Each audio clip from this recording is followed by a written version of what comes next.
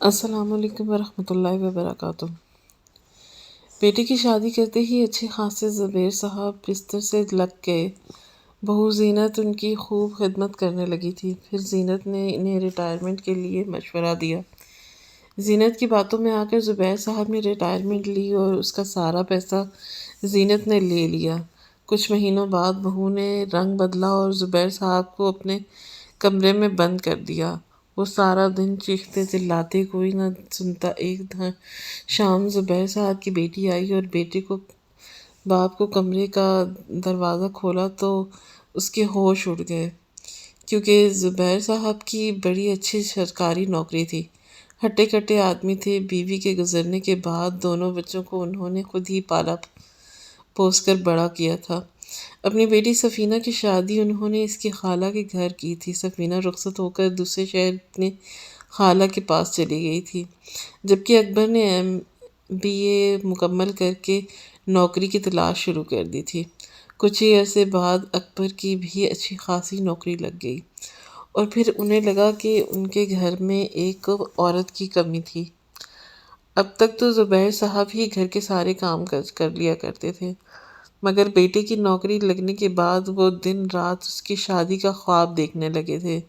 اگر ان کی بیوی زندہ ہوتی تو وہ خود لڑکی تلاش کرتی، خوب دھوم دھام سے شادی کرتی، لیکن کئی سال پہلے ان کی بیوی نے انہیں تنہائی کا غم سونپ دیا اور خود دونوں بچوں کو ان کے حوالے کر کے اس دنیا سے چلی گئی۔ خدا کا شکر تھا کہ سفینہ اپنے گھر میں بہت خوش تھی، لیکن اکبر کی شادی کی ذمہ داری بھی باقی تھی۔ اکبر کی نوکری اچھی ہوئی، کمپنی سے گاڑی ملی تو زبیر صاحب کو چھوٹے بھائی مبارکباد دینے کے لیے چلے آئے۔ ان کی بیٹی زینت بھی ساتھ آئی تھی۔ اس نے تایا جان کو نہ صرف مبارکباد دی بلکہ جھاڑو اٹھا کر گھر کی صفائی کرنے شروع ہو گئی۔ تایا جان، کوئی بھی کام ہو تو مجھے بلا لیا کریں، گھر اتنا گندا ہو رہا ہے۔ اور سارا گھر چمکانے کے بعد باورچی خانے میں چلی گئی، کہنے لگی کہ اگر آپ کی اجازت ہو تو میں آج آپ کو کھانا بنا کر کھلاؤں۔ بہت عرصے بعد زبیر صاحب کے چھوٹے بھائی اور بھتیجی آئے تھے۔ وہ بہت خوش تھے۔ انہوں نے زینت کو کسی بات سے نہ روکا۔ پھر اس نے اکبر کی پسند کا کھانا بنایا اور شام کو جب اکبر دفتر سے گھر لوٹا تو زینت کو دیکھ کر حیران رہ گیا۔ زینت اور اس کی کافی عرصے بعد ملاقات ہوئی تھی۔ وہ خوبصورت اور جوان ہو چکی تھی۔ اس کی ادائیں بھی بڑی جان لینے والی تھیں۔ اکبر کو دیکھتے ہی زینت نے اس کا من پسند کھانا ٹیبل پر سجا دیا۔ وہ دونوں بچپن میں ساتھ کھیل کر بڑے ہوئے تھے، اس لیے زینت کو اکبر کی پسند ناپسند کا اچھی طرح سے اندازہ تھا۔ اپنی پسند کھانا دیکھ کر اکبر خوش ہو گیا تھا، کیونکہ کافی عرصے سے وہ لوگ ہوٹل کا کھانا کھا رہے تھے۔ پھر سب نے مل کر ایک ساتھ کھانا کھایا۔ زینت کہنے لگی کہ تایا جان، میں اب اپنی پڑھائی سے فارغ ہو چکی ہوں۔ جب بھی کوئی کام ہو آپ مجھے بلا لیا کریں۔ مجھے احساس ہے کہ آپ دونوں یہاں بہت مشکل میں رہتے ہیں۔ اب میں فارغ ہوں نہ خود ہی چکر لگا کر آپ کے کام نپٹا دیا کروں گی۔ اور پھر اس دن کے بعد زینت نے ہر دوسرے دن چکر لگانا شروع کر دیا۔ جب تک سفینہ تھی اس نے کبھی اس گھر میں قدم نہیں رکھا تھا، لیکن اب وہ ہر دوسرے دن آ کر گھر کے کام کاج کر جاتی تھی۔ دھیرے دھیرے اکبر بھی ان کی طرف مائل ہوتا گیا اور اکبر کے سارے کام وہ خود اپنے ہاتھوں سے کرتی تھی اور پھر گھنٹوں بیٹھ کر اس سے باتیں بھی کرتی تھی۔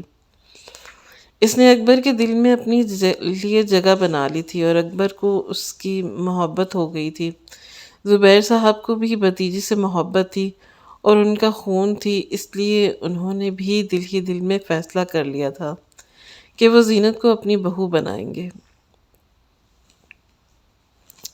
جب انہوں نے اپنی پسند کے بارے میں اپنے بیٹے کو بتایا تو اکبر کہنے لگا کہ ابا، مجھے بھی زینت اس لیے پسند ہے، اس لیے مجھے کوئی اعتراض نہیں ہے۔ زبیر صاحب نے دوسرے شہر میں اپنی بیٹی کو فون لگایا اور اسے بتایا کہ وہ اکبر کے لیے زینت کا رشتہ مانگنے جا رہے ہیں۔ یہ سننا تھا کہ اس کی بیٹی سفینہ کہنے لگی کہ ابا، ایسی غلطی ہرگز بھی نہیں کرنا۔ زینت اس قابل نہیں ہے کہ ہم اسے اپنے گھر کی بہو بنائیں۔ جن لوگوں نے کئی سال تک ہمیں نہیں پوچھا وہ کیسے بھائی کی نوکری اچھی ہوتے ہی کیسے ہماری دہلیز تک آ پہنچے۔ آپ خود سوچیں کہ اچانک ہی زینت کو آپ لوگوں سے اتنی ہمدردی کیسے ہو گئی۔ بیٹی کی یہ بات سن کر زبیر صاحب کچھ پریشان ہو گئے۔ اکلوتی بیٹی تھی، اگر وہ زینت کو بہو بنانے کے خلاف تھی تو یقیناً کوئی بات ہوگی۔ پھر یہ بھی سچ تھا کہ کئی سالوں کے بعد ان کے بھائی اور بھتیجی نے بھی ان کے گھر کا رخ نہیں کیا تھا۔ ابھی وہ کش کا شکار ہی تھے کہ اکبر دباؤ ڈالنے لگا کہ ابا زینت کے لیے رشتہ لے جائیں، اتنا کیا سوچ رہے ہیں؟ زبیر صاحب نے جو سچ تھا وہ بیٹے کو بتا دیا کہ تمہاری بہن کو اس رشتے پر اعتراض ہے۔ یہ سننا تھا کہ اکبر غصے میں آ گیا، کہنے لگا کہ سفینہ دوسرے شہر میں بیٹھی ہے، اب کیا ہمارے گھر کا اس کا حساب سے چلے گا؟ آپ کو زینت پسند ہے، مجھے زینت پسند ہے، تو پھر کیا مسئلہ ہے؟ وہ کتنی اچھی اور سلیقے مند ہے، یہ تو ہم دونوں نے اپنی آنکھوں سے دیکھ لیا ہے، ہمارے گھر کو جنت بنا دے گی۔ ویسے بھی سفینہ کے جانے کے بعد سب کچھ الٹ پلٹ ہو کر رہ گیا ہے۔ اکبر صاحب نے جب بیٹی کی پسندیدگی دیکھی تو فون کر کے سفینہ سے کہہ دیا کہ اکبر کی خوشی زینت میں ہے، اس لیے میں اسے بہو بنا کر لانے کو راضی ہوں، میں رشتہ ڈال رہا ہوں، 2 مہینے بعد شادی کی تاریخ رکھیں گے، تم بھی واپس آنے کی تیاری کر لینا۔ سفینہ نے بات کو سمجھانے کی کوشش کی کہ زینت اس قابل نہیں ہے، لیکن وہ بیٹے کی محبت دیکھ کر مجبور ہو گئے تھے۔ پھر انہیں خود بظاہر زینت میں کوئی برائی نظر نہیں آ رہی تھی۔ اکبر کا کہنا تھا کہ سفینہ زینت کو بنا دیکھے کیسے کہہ سکتی تھی کہ وہ اچھی نہیں ہے، بلکہ سفینہ کہہ رہی تھی کہ ہم نے بچپن ساتھ گزارا ہے، وہ وقت گزرنے کے باوجود بھی انسان کی فطرت نہیں بدلتی، چچا اور زینت دونوں کی فطرت ہی ٹھیک نہیں ہے۔ سفینہ کسی طور پر راضی نہیں تھی اور اب اکبر پیچھے نہیں ہٹ سکتا تھا۔ اس نے زینت سے وعدہ کر لیا تھا کہ وہ اس سے ہی شادی کرے گا، بلکہ ان دونوں کے درمیان تو کئی عہد و پیمان بھی ہو چکے تھے۔ جب یہی بات اکبر نے زبیر صاحب کو بتائی تو وہ خود ہی رشتہ لے کر بھائی کے گھر پہنچ گئے۔ زینت کے ابا نے ایک لمحے کے لیے بھی دیر نہ لگائی اور رشتے کے لیے حامی بھر لی۔ 2 مہینے بعد کی شادی کی تاریخ بھی پکی ہو چکی تھی۔ سفینہ کو آنے میں وقت تھا، اس لیے زینت کے اماں ابا کہنے لگے کہ شادی کی تیاریاں آپ لوگ زینت کے ساتھ کر لیں اور اپنی مرضی سے اپنے جوڑے وغیرہ خرید لے گی تو آپ کو پریشانی نہیں ہوگی۔ زبیر صاحب سادہ سے انسان تھے، انہیں اس بات پر کوئی اعتراض نہ تھا ہو، جبکہ اکبر خوش تھا کہ وہ زینت کو اس کی پسند کا جوڑا دلائے گا، لیکن جب وہ زینت کو لے کر بازار گیا تو اس نے ہر مہنگی چیز پر ہاتھ رکھا۔ شادی کی شاپنگ بھی 10 لاکھ روپے کی ہو گئی۔ چند جوڑے ہی اس نے بہت مہنگے خریدے تھے۔ یوں اکبر کی ساری جمع پونجی ختم ہو گئی۔ شادی پر باقی کا پیسہ زبیر صاحب نے اپنی سیونگز میں سے لگایا۔ شادی کے قریب جب سفینہ واپس اپنے ابا کے گھر لوٹی تو یہ دیکھ کر حیران رہ گئی کہ پانی کی طرح پیسہ بہایا گیا تھا۔ سفینہ حیران تھی کہ اس قدر قیمتی کپڑے لینے کی کیا ضرورت تھی، مگر وہ چاہ کر بھی کچھ نہ کہہ سکتی تھی کیونکہ اب وہ پرائی بھی ہو گئی تھی۔ اگر کچھ کہتی تو اکبر کو فوراً ہی اعتراض ہو جاتا اور پھر زبیر صاحب بھی تو بہو کے آنے کی خوشی میں دیوانے ہوئے جا رہے تھے، اس لیے سفینہ نے اپنا منہ بند کر لیا۔ شادی کی تقریبوں میں خوب پیسہ بہایا گیا، زبیر صاحب نے کوئی کمی نہ چھوڑی اور زینت بہو بن کر ان کے دہلیز پر آ گئی۔ شادی کے 2 دن بعد ہی سفینہ واپس دوسرے شہر لوٹ گئی اور سارا گھر زینت کے ہاتھ میں آ گیا۔ وہ بھتیجی سے بہو بننے ہی چابیوں کے مالک بن گئی۔ زبیر صاحب نے خود سب کچھ اس کے حوالے کیا اور کہنے لگے کہ مجھے تو اپنی نوکری سے ہی فرصت نہیں ملتی، بڑی مشکل سے گھر مینج کرتا تھا، اب سب کچھ تم خود سنبھالو۔ انہوں نے اپنی تنخواہ کا آدھا حصہ بھی زینت کے حوالے کر دیا۔ کہ تم سودا سلف وغیرہ خود ہی لے آیا کرو، جو بھی تمہیں چاہیے ہو آرڈر کر کے منگوا لیا کرو، اور اسے مکمل طور پر آزادی دے دی تھی کہ جو چاہے جیسے چاہے کر سکتی ہے۔ زینت زبیر صاحب کے آگے پیچھے گھومنے لگی۔ اکبر سے زیادہ وہ زبیر صاحب کا خیال رکھتی اور ان کی خوب خدمت کرتی، لیکن اس کے باوجود کچھ دنوں میں زبیر صاحب اچانک سے بستر کو لگ گئے۔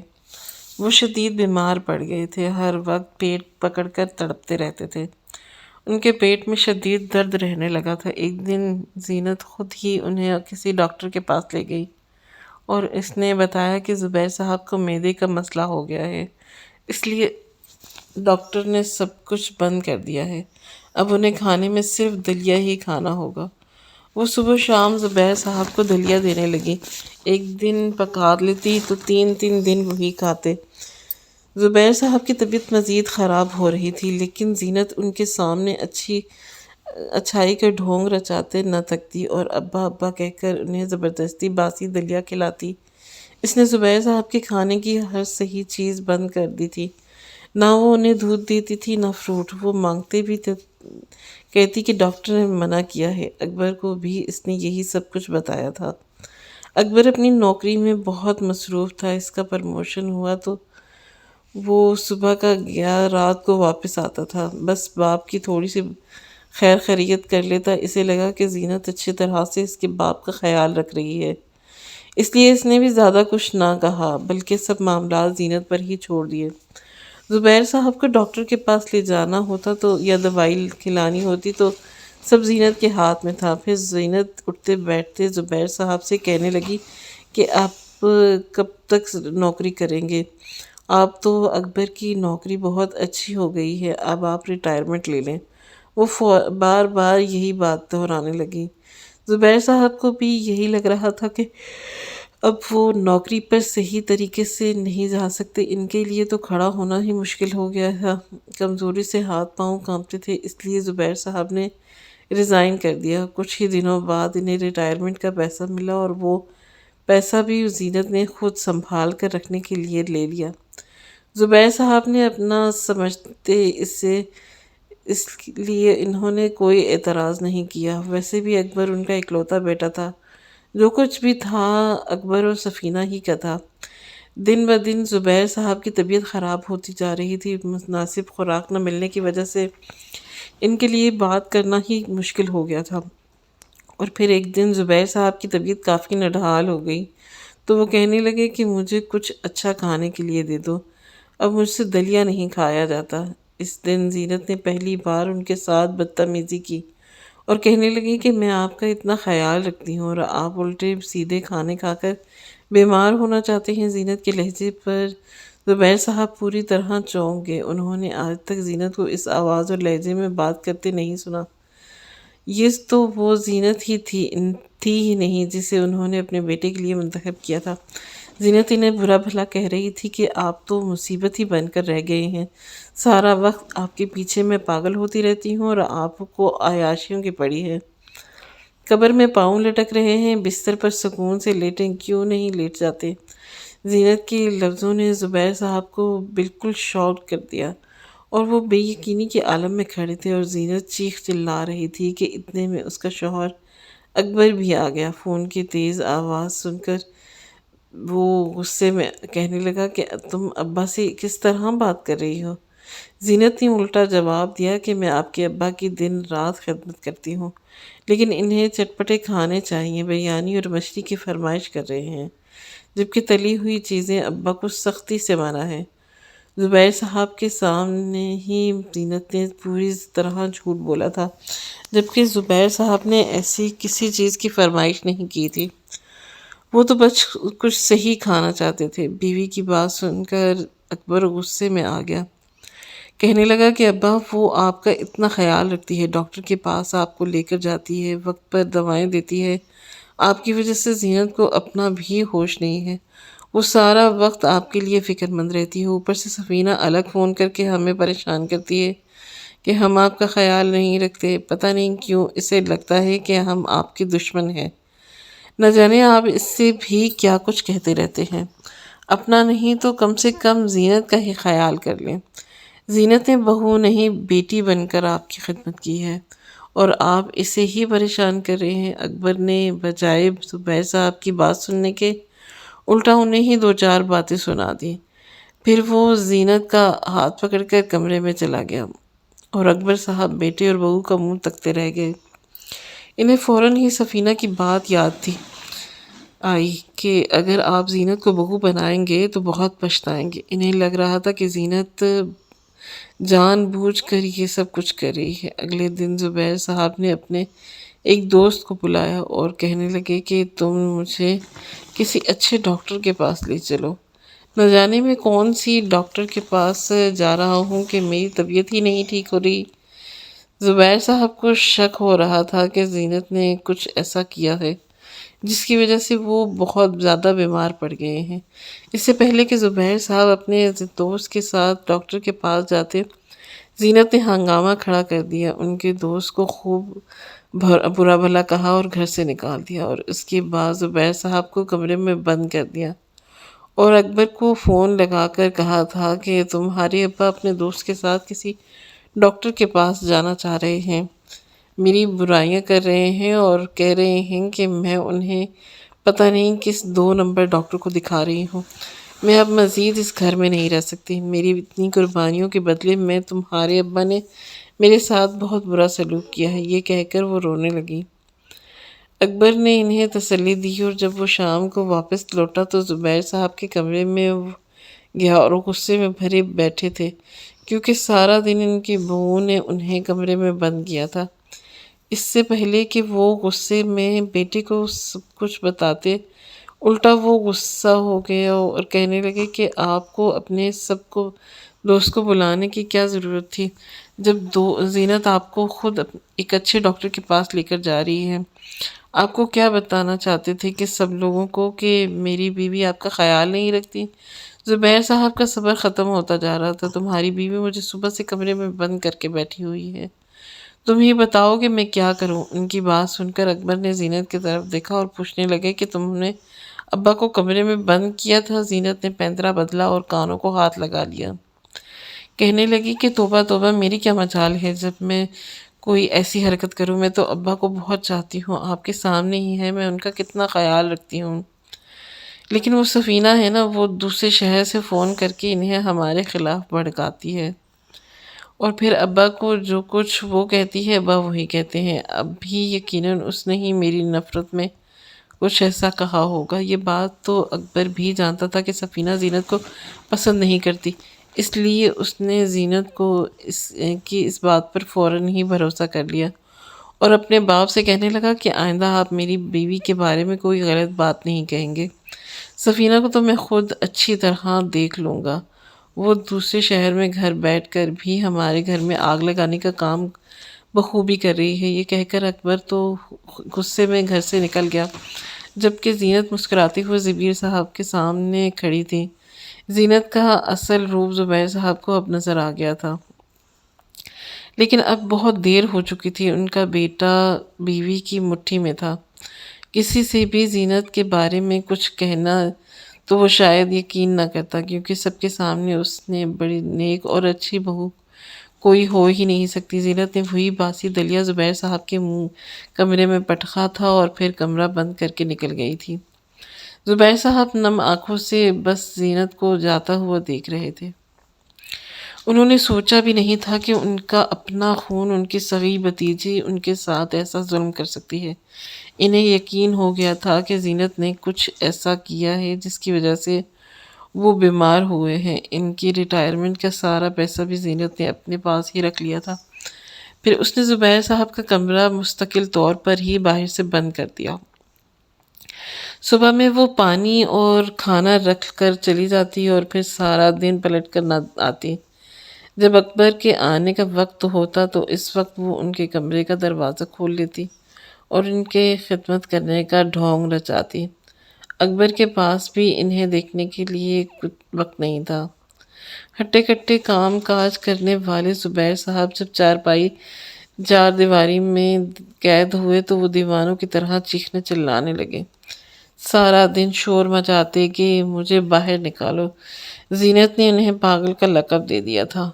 وہ انہیں پاگل کہہ کر پکارتی اور کہتی کہ اگر زیادہ شور مچایا تو پاگل خانے بھیج دوں گی۔ ایسے ہی مہینہ گزر گیا۔ سفینہ فون کرتی تو زینت اسے بھی برا بھلا کہہ کر فون کاٹ دیتی، اور اسی طرح سفینہ اور زبیر صاحب کا کوئی رابطہ نہیں تھا۔ پھر سفینہ سے سب کچھ برداشت نہ ہوا تو وہ ٹکٹ کروا کے ریل گاڑی کے ذریعے واپس گھر اپنے میکے پہنچی تھی۔ اتفاق تھا کہ اسی وقت زینت گھر پر نہیں تھی، وہ بازار گئی ہوئی تھی۔ سفینہ کے پاس ہمیشہ سے ہی گھر کی ایکسٹرا چابیاں ہوتی تھی، کیونکہ وہ اکثر اپنے باپ کو اچانک آ کر سرپرائز دے دیا کرتی تھی، اس لیے اس نے یہ ایکسٹرا چابی بنوا رکھی تھی۔ وہ دروازہ کھول کر اندر داخل ہوئی اور پھر اسے زبیر صاحب کے کمرے سے آوازیں آنے لگیں۔ اس نے جیسے ہی باپ کے کمرے کا دروازہ کھولا تو اندر کا منظر دیکھ کر اس کے رونگٹے کھڑے ہو گئے۔ زبیر صاحب بالکل نڈھال حالت میں بستر پر پڑے ہوئے تھے۔ کمرہ گندگی کا ڈھیر لگ رہا تھا۔ کھانے کے نام پر ایک کونے میں باسی دلیا رکھا ہوا تھا اور زبیر صاحب صدیوں کے بیمار نظر آ رہے تھے۔